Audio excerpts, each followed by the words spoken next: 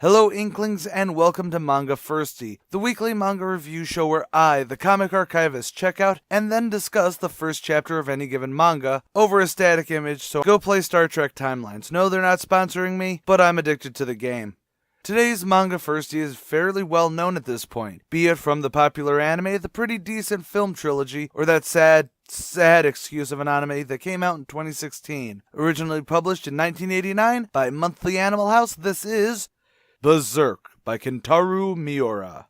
So the manga begins with, oh god, this is gonna get flagged before it ever finishes getting uploaded, isn't it? The first panel is our lead hero, Guts, balls deep inside of a beautiful woman, who then becomes a hideous monster. Still nice rack though. But don't worry, Guts is all sorts of a badass, so he kills her, and then pimps off. Yes, that is a bit of a cold open, but we open more or less proper, with Guts entering a tavern. After he kills a few people, he gets one of them by the nose to deliver a message to his master. The Black Swordsman has come. Hey, I wonder if that linked to the first scene. With all that, Guts inadvertently saves a little elf thing, Puck, who takes after Navi from Link. And I'd say it's Puck being a nuisance that leads to Guts being ambushed by a large group of soldiers, and then he gets captured. Tortured too, but that gets interrupted by the Lord Mayor, who is fearful that the leader of the men that Guts killed will rain hellfire on the town. So while Guts gets some red-hot pokers shoved through him, we get to see some foreshadowing meanwhile cuts over to an evil serpent-armored man from his castle going, could it be him?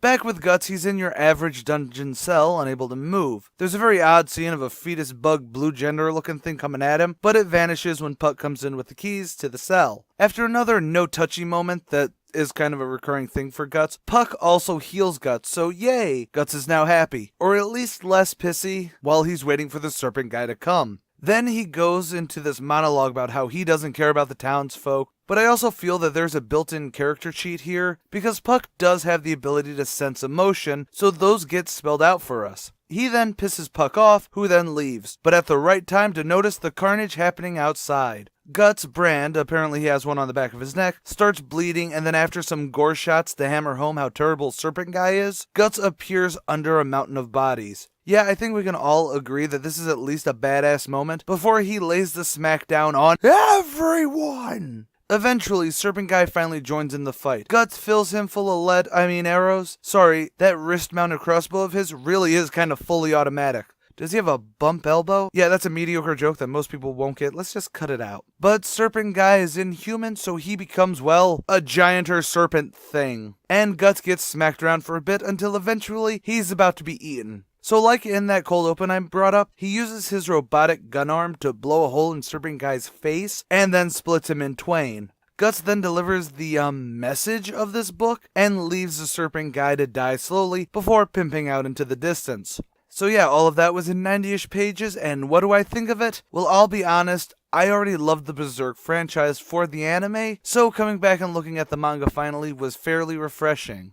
Guts as a character is almost too cliched to work if it wasn't so ingrained in the collective subconscious for manga and anime fans. He is the archetypal pragmatic hero with scars from past battles, a no-nonsense sort of attitude, and that more manic, darker edge that comes out in combat, which does get brought up more in the next couple chapters, especially the brand. But he's also not uninteresting in that, like many that had come out after him, trying to mimic what made Guts as a character worthy of praise. And I think the reason for that is that he came at a perfect time for these manly machismo characters. A friend of mine actually brought up that if Berserk was created today, it would probably follow the trope of characters like Ichigo from Bleach or Inuyasha from, well, Inuyasha, where his body type would not have been so broad or muscular, so that him swinging around an oversized sword would just air quote add to the internal strength of the character by betraying the idea that you need to have muscle to have strength or something like that. But in this first chapter, we get the basics of the character and a solid mystery about just who he is. Really, I think that's why Guts as a character has lasted so long in the pop conscience. He's a mysterious character who you at least can understand by the end of his first story. Many people, when they write these types of characters, add too much of an emphasis on, isn't he so mysterious, that they forget to give the person a personality. Basically, it's the big difference of who is he versus who is he, if that makes any sense to you.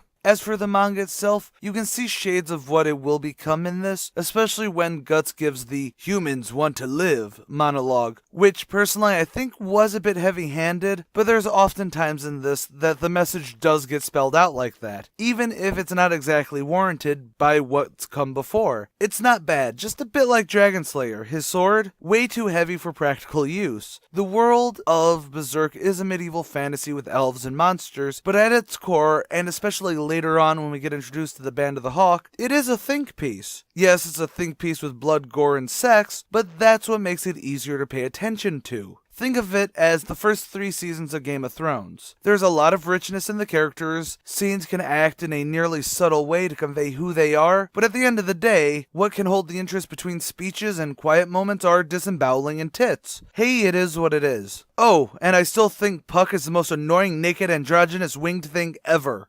So that leads me to my verdict. It is totally a collect it. Collect it means that the manga is worth owning in its entirety, not just digitally like on Comixology, but hard copy for when the internet crumbles and you can no longer check out any of the things that you enjoyed that didn't actually physically exist. Okay, maybe that was a bit too nihilistic, but besides the volumes, you should definitely check out the original anime that came out in '97, and even the film series that started in 2012 or 2013, whichever. It's the Golden Age arc. I would say please avoid the newest one. The art sucks, the voice acting sucks, the sound effects suck. You know, just look at other people who've talked about anime and they'll tell you why it sucks.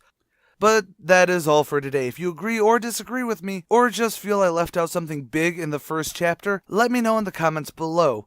While you're down there, also let me know what you'd like to see next time on the Firsty line of shows, be it manga, webcomic, or comic books, old and new. Also, like us on Facebook, follow us on Twitter, and please consider supporting our Patreon. It would greatly help the channel grow into something that can have a real editor one day. A man can dream of not needing to use Movie Maker for everything. And even just sharing or giving us a thumbs up can help. As always, I'm the Comic Archivist, and stay golden, Inklings.